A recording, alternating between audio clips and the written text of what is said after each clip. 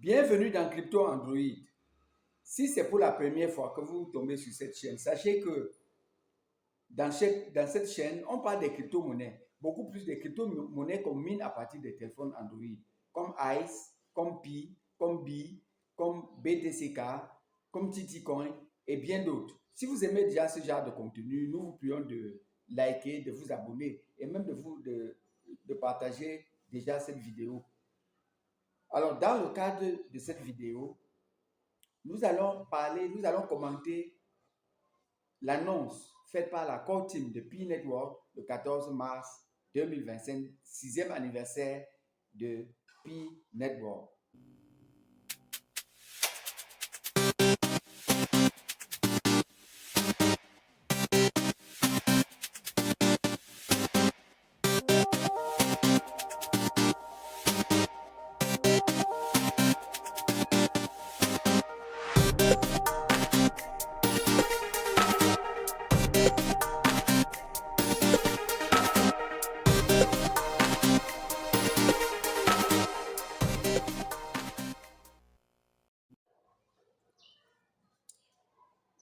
L'annonce de la core team de Pi Network parlait particulièrement de deux choses. Les domaines web et puis l'événement PyFest qui est en cours depuis le 14 mars et qui ira jusqu'au vendredi 21 mars. Commençons d'abord par les domaines. Alors, un domaine, c'est quoi? Un domaine, on peut dire que c'est une identité numérique. Par exemple, lorsqu'on veut vous envoyer une crypto-monnaie dans votre wallet, il est important de connaître votre clé publique.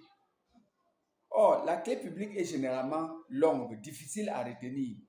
Ça fait que chaque fois, si quelqu'un doit utiliser votre clé publique, on est par exemple obligé de faire des copier-coller. Sinon, ce ne sera pas facile de taper lettre par lettre pour une clé publique. Alors, lorsque vous avez un domaine, tout cela est raccourci par un nom de domaine. Par exemple, par victor.pi, c'est le nom d'un domaine. Donc, si vous connaissez déjà le nom de mon domaine comme ça, vous voulez m'envoyer une crypto-monnaie, il suffit par exemple de mettre par victor.pi. C'est déjà ma clé publique. Mais sauf que dans les domaines web, on fait un peu plus que l'envoi des crypto-monnaies. Dans un domaine, vous pouvez faire, par exemple, vous pouvez faire de e-commerce. C'est-à-dire que dans votre domaine numérique, vous pouvez créer une boutique où vous faites une vente décentralisée. Vous, avec un smart contract, vous faites la description de comment les gens vont vous payer. Et puis, lorsque quelqu'un vient y satisfaire à cette condition de smart contract, il prend ce dont il a besoin et il s'en va. Donc, vous pouvez également dans votre domaine publier les contenus. Vous pouvez faire de la publicité. Vous pouvez faire tout ce dont vous voulez. Vous pouvez même faire des choses privées dans votre domaine. Mais l'avantage donc d'avoir un domaine, c'est comme nous avons dit, ça résout le problème de nom. Le nom de domaine est court. Ça résout également le problème de sécurité.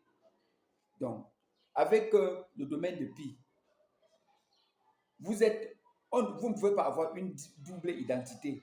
Donc, dès qu'on met par victor.pi, on tombe dans mon domaine. Il n'y a pas de 2 par victor.pi. Donc, il y a d'abord le problème d'identité. Ça fait donc qu'on ne peut pas facilement pirater mon compte, comme c'est souvent le cas, par exemple, dans Facebook ou WhatsApp et bien d'autres.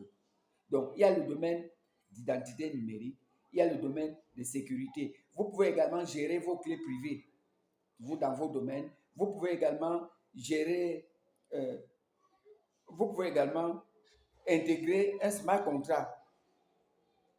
Donc, des contrats intelligents. Vous savez que la blockchain est régie par les contrats intelligents. Les domaines peuvent être aussi utilisés pour améliorer la sécurité des transactions et des données en utilisant des protocoles de cryptage et de chiffrement.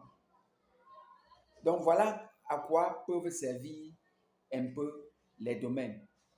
Bien, cela étant compris, la core team a donc commencé la vente aux enchères des domaines. Ça va donc se passer comment? Ils ont dit que c'est quelqu'un qui a besoin d'un domaine, il va donc entrer dans l'écosystème et il va renchérir. Donc, bien sûr, pour entrer dans l'écosystème, quand vous voulez accéder au domaine, vous entrez avec vos 24 mots.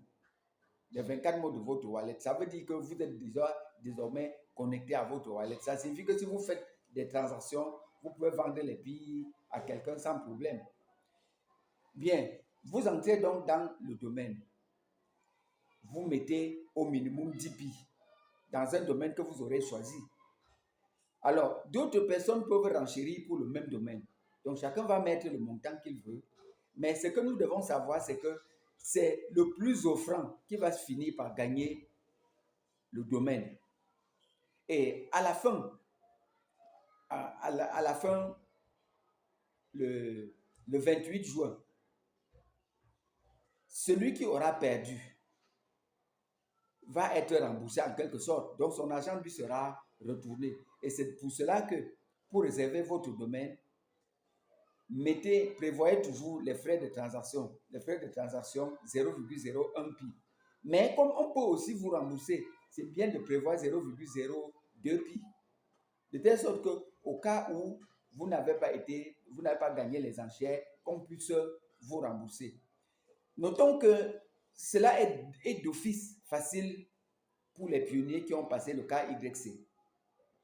Maintenant, pour ceux qui ne sont pas du réseau de Pi Network, mais qui veulent également obtenir des domaines, la seule condition, c'est qu'ils aient l'accès au Pi. S'ils peuvent avoir des Pi à partir des sexes, c'est-à-dire OKX et bien d'autres exchanges où on trouve les Pi, ok, ils partent là-bas acheter les Pi et ils doivent venir renchérir dans l'écosystème de Pi. Bien sûr, Pi va donc leur créer une adresse qu'ils vont gérer. Mais pour que les enchères pour que le domaine leur soit livré après la vente aux enchères, il va falloir qu'ils prennent aussi l'application et créent leur compte Pi normalement. Ce n'est qu'à ce moment-là que le domaine pourra leur être livré. Donc voilà ce que nous pouvons retenir pour ce qui est du domaine. Mais rendez-vous compte, avec ce que nous venons de dire des domaines, c'est vraiment quelque chose de bienvenu dans l'écosystème Pi. Vous voyez, j'ai visité le domaine et nous avons vu qu'il y a des domaines qui sont renchéris jusqu'à hauteur de 40 000 Pi. Vous pouvez imaginer 40 000 Pi. Ça signifie que ceux qui ont renchéri pour ce domaine, ils vont sortir leur Pi pour payer. Si quelqu'un n'est pas dans l'écosystème de Pi et il veut renchérir pour ce même domaine, il va plutôt aller au marché acheter les Pi pour venir renchérir. Vous comprenez donc, voilà quelque chose qui va rendre le Pi, en fait, qui va continuer de diminuer la quantité de Pi sur le marché et augmentant ainsi les prix de Pi. La Côte m'a expliqué à quoi servira donc cet argent. Cet argent utilisé pour vendre le domaine des Pi sera utilisé plus tard, bien sûr, pour continuer de soutenir les développeurs qui augmentent les applications dans l'écosystème de Pi. Ça va également être utilisé pour la publicité et bien d'autres choses pour expandre notre écosystème Pi Network. Donc voilà ce que nous pouvons savoir de ce qu'est, du moins pour ce qui concerne les domaines. Maintenant, en ce qui concerne le PyFest. Le PyFest a commencé le 14 mars et ça doit durer une semaine et non un jour, comme j'ai dit dans ma précédente vidéo. Donc, ça doit durer une semaine. Alors, pour le PyFest, on peut entrer dans l'application pour deux buts. Soit en tant que vendeur, soit en tant qu'acheteur. Quand nous entrons en tant que vendeur, nous entrons dans l'application, nous entrons même directement dans l'application, dans l'écosystème de Pi et nous allons à Map of Pi. Et quand nous entrons donc dans Map of Pi, qu'est-ce qu'on fait? Il y a l'entrée Sell Nous touchons donc sur l'entrée seul en tant que vendeur. Ça va donc ouvrir une fenêtre. Dans cette fenêtre, nous allons voir, il y a donc la possibilité de mettre nos paramètres. Donc, nos paramètres, c'est quoi? C'est qu'est-ce que nous voulons vendre dans notre boutique. Est-ce que nous sommes un vendeur de groupe? Nous sommes situés où? Donc, on donne la description et même notre adresse pour permettre que les clients potentiels puissent nous localiser. Maintenant, si nous sommes un acheteur, lorsque nous entrons dans l'écosystème, il y a une barre de recherche. Une barre de recherche en fonction de ce que nous voulons.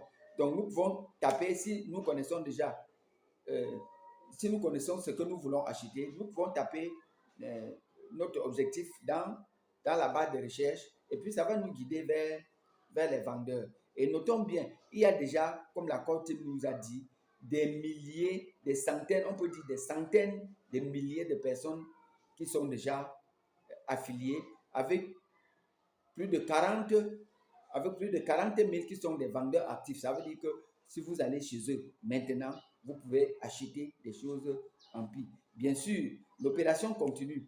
Si vous-même, vous voulez acheter ou vendre, ce n'est pas tard. Vous entrez simplement dans l'écosystème et vous allez à Map of Buy, vous allez identifier, vous allez trouver, vous allez chercher ce que vous voulez. Bien sûr, lorsque vous êtes dans ce domaine, vous pouvez vous amuser à voir, par exemple, à identifier les diverses boutiques qu'on peut repérer dans votre localité. Et il vous suffit de taper sur le logo Pi qui est dans cette application. Lorsque vous tapez, ça va ouvrir, n'est-ce pas, sur la carte, vous allez voir Pi à divers emplacements. Ça indique comme ça l'emplacement des personnes qui sont en train de vendre. Il vous suffit de bien localiser un vendeur, vous touchez sur Pi et bien, ça va ouvrir et vous allez voir les détails du vendeur. Comme ça, vous pouvez, s'il a mis son contact, vous pouvez soit l'appeler ou alors suivre la carte pour aller le repérer et acheter donc ce que vous avez besoin. Avec ça, avec ce marché, ça nous résout également plusieurs problèmes. Ça nous résout plusieurs problèmes. Lorsque vous voulez faire un achat en ligne, et à base de votre Pi, si vous ne voulez pas acheter avec la monnaie Pi, vous allez faire plusieurs étapes. Ça signifie qu'il vous faudra aller dans un exchange, déjà en payant les frais de transaction, bien sûr, pour échanger vos Pi en dollars, reprendre dans votre wallet, avant maintenant d'aller dans le marché où vous voulez faire des achats. Et n'en parlons pas, si vous n'allez pas faire les achats en dollars, si vous voulez faire l'achat en fiat, il va également vous falloir des frais de transaction pour convertir les dollars en fiat. Vous voyez donc que vous allez perdre beaucoup. Alors, ça fait que lorsque vous allez acheter directement en Pi, vous économisez beaucoup d'argent. Et d'ailleurs, c'est la même chose. C'est la même chose qui va se passer avec les domaines. Parce que la Core Team nous a expliqué, c'est même un détail que je n'ai pas fait, dont je n'ai pas fait mention lorsque je parlais des domaines. La différence entre le domaine de Pi et les autres domaines qu'on trouve dans le Web 3, c'est que les gens font vous vendent des domaines vides. Aujourd'hui, il y a beaucoup d'entre nous qui ont acheté les NFT. Les NFT, c'est des choses qui vont être utilisées dans le Web 3. Or, quand on vous vend un NFT, on vous dit le NFT, par exemple, que vous achetez sera un NFT rare. Bien, vous avez acheté un NFT dans un domaine. Vous ne savez même pas si le domaine sera utile un jour. Et même quand ce sera utile, est-ce que le NFT que vous avez acheté, est-ce que ça va plaire aux gens? Tout ça, on ne sait pas. Est-ce que même le projet va marcher pour que vous soyez à mesure même de vendre vos NFT? Ça, c'est l'incertitude. Alors que les domaines que Pi Network est en train de vendre, Pi Network est en train de vendre des domaines déjà avec des gens. Les domaines, quand vous achetez un domaine de Pi Network, vous êtes déjà avec 60 millions de personnes qui interagissent avec vous. Donc, vous pouvez directement vendre ou acheter dans votre domaine. C'est déjà utilisable. Vous voyez? Donc, maintenant, Imaginez, même maintenant, vous pouvez faire, comme nous avons dit, vous pouvez faire votre commerce dans votre domaine. Et imaginez donc quelqu'un qui est dans le réseau de Pi et qui veut faire son achat aussi dans le réseau de Pi. Comme nous avons parlé un peu plus haut de l'économie, pour ce qui est des frais de transaction. Alors, quelqu'un qui veut donc faire ses achats dans l'écosystème de Pi, quel que soit le montant de ses achats, il doit dépenser 0,01 Pi. Vous vous rendez compte? Surtout si vous voulez acheter dans un marché local. Cela, comme nous avons dit, vous n'aurez pas besoin de prendre vos Pi, aller transformer en dollars, revenir en monnaie fiduciaire, peut-être dans Orange Money ou MTN Money, et payer votre client avec des frais de transaction. Non, ça c'est long et c'est coûteux. Même lorsque vous aurez à acheter dans les magasins en ligne, comme nous avons vu dans les domaines, par exemple Alibaba.pi, supposons que quelqu'un achète donc ce domaine d'Alibaba et que vous voulez faire les achats dans Alibaba, ça va nous raccourcir bien des choses. Pourquoi? Parce que lorsque nous voulons faire des achats à Alibaba aujourd'hui, qu'est-ce qu'on fait? On entre dans Alibaba, on fouille le magasin, bien sûr, nous trouvons l'article qui nous intéresse, nous commandons l'article. Mais lorsque nous choisissons l'article, il faut payer. Pour payer, il faut maintenant chercher un moyen de paiement. Le moyen de paiement qui est généralement une carte de crédit ou bien une carte bancaire. Et maintenant, prenons même le cas de carte bancaire. Soit vous allez charger votre carte bancaire par Orange Money ou MTN Money, ou alors vous allez vous déplacer pour aller à votre banque pour faire le dépôt d'argent sur votre carte bancaire avant d'utiliser. Et maintenant, quand vous allez payer, vous allez aussi payer les frais à partir de la carte bancaire pour arriver, n'est-ce pas, à Alibaba. Vous voyez un peu? Et maintenant, quand vous aurez même payé, il va également vous falloir aller chercher le transitaire. Vous allez aussi payer sans doute le transitaire par les mêmes moyens. Vous voyez ce que ça fait pour votre prix de revient. Alors que si votre transitaire est dans l'écosystème de Pi et votre magasin Alibaba est dans l'écosystème de Pi, ça signifie que à chacune de ces deux parties, vous allez payer 0,01 Pi, ce qui sera insignifiant. Donc voilà quelque chose qui va être utile. Les gens vont même, ceux qui ne minent pas Pi, viendront miner Pi à cause de ces facilités. Donc ne soyez pas surpris de voir que les gens viennent, que l'écosystème de Pi, n'est-ce pas, voit l'affluence de plusieurs personnes parce que nous sommes dans un écosystème vivant. Les gens auront besoin du Pi pour faire des bénéfices dans leurs activités. Donc, voilà un peu ce que nous avions à partager avec vous aujourd'hui. Si vous avez aimé mon contenu d'aujourd'hui, n'oubliez pas de liker, comme j'ai dit à l'introduction, n'oubliez pas de liker, n'oubliez pas de vous abonner si vous n'êtes pas encore abonné à ma chaîne. Bien, avant de terminer donc cette partie, je vais vous dire une chose. Nous sommes fiers de Pi aujourd'hui parce que nous avons patienté pendant 6 ans et a compris le white paper de Pi. Nous avons patienté, nous avons travaillé avec Pi Network pendant 6 ans. Et le résultat aujourd'hui, c'est que nous sommes contents. Il existe plusieurs autres projets. Il faut seulement les connaître. Et quand vous les connaissez, il faut également être patient. C'est pour cela que j'ai plusieurs projets que je suis également, certains depuis longtemps, certains depuis peu, que je vais vous proposer. Déjà, si vous ne minez pas le BI, BI Network, c'est un projet qui a été lancé en 2020.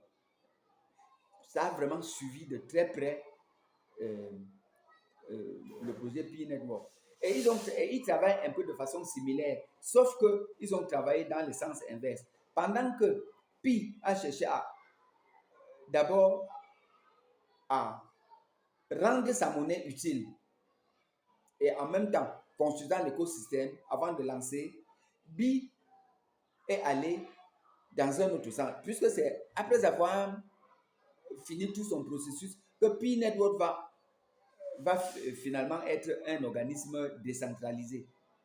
Donc, ce sera dirigé par une DAO, donc une DO, Decentralized Autonomous Organization. Alors que B-Network a commencé directement à être une organisation autonome décentralisée. Et ils s'efforcent plutôt de construire leur écosystème. Ils ne mettent pas l'accent sur le développement de la monnaie. Donc, ils construisent d'abord l'écosystème, c'est après qu'ils vont lancer la monnaie. Et déjà, même maintenant, ils sont au point de lancement de la monnaie. Et ils ont dit que le lancement, c'est cette année. En dehors de BI, nous avons le Bitcoin Krypton. Le Bitcoin Krypton, c'est une nouvelle crypto-monnaie, exactement comme le Bitcoin, le web money comme le Bitcoin. Et ça a été lancé en janvier. Pas en janvier, j'allais plutôt dire en novembre. En novembre 2024. Donc, c'est tout récent. Et maintenant, il est encore possible de miner beaucoup. Vous vous rappelez, ceux qui ont miné le Bitcoin à la première heure ont gagné beaucoup de pièces. Donc, cherchez à miner le Bitcoin Krypton avant que les gens n'affluent. En dehors de Bitcoin Krypton, il y a Alpha Network. Alpha Network a également mis du temps. Vous savez, les projets sérieux sont des projets qui mettent du temps pour la construction. Donc, ce n'est pas les produits qu'on part rapidement sur les tap to earn, déjà que nous voyons dans l'écosystème de ton. Et on nous remet rapidement la monnaie qui, pour la plupart, ne sert presque à rien.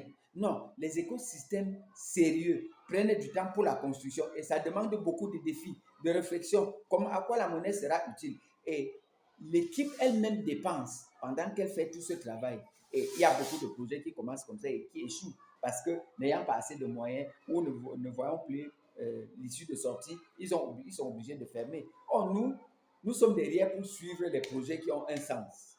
Quand ils réussissent, nous allons réussir avec eux, un peu comme nous sommes avec Pi Network. Donc, un de ces projets, comme je vous ai dit, c'est Alpha. Dans d'autres vidéos, nous parlerons particulièrement de Alpha Network, mais tous ces projets, je vais vous mettre le lien dans le premier commentaire de ma vidéo pour que ceux qui ne minent pas encore aient la possibilité de commencer à miner. J'ai parlé de Alpha Network, j'ai parlé de TT-Coin, il y a Ant. Et bien sûr, n'oublions pas les projets qui sont dans l'écosystème de Ice Network. Donc, ce sera tout pour aujourd'hui. N'oubliez pas de liker, comme je vous ai dit, n'oubliez pas de partager mes vidéos. Vraiment, je vous dis merci. Nous avons pris environ 20 à 25 minutes. Merci de m'avoir accordé tout ce temps. À nous revoir à la prochaine vidéo.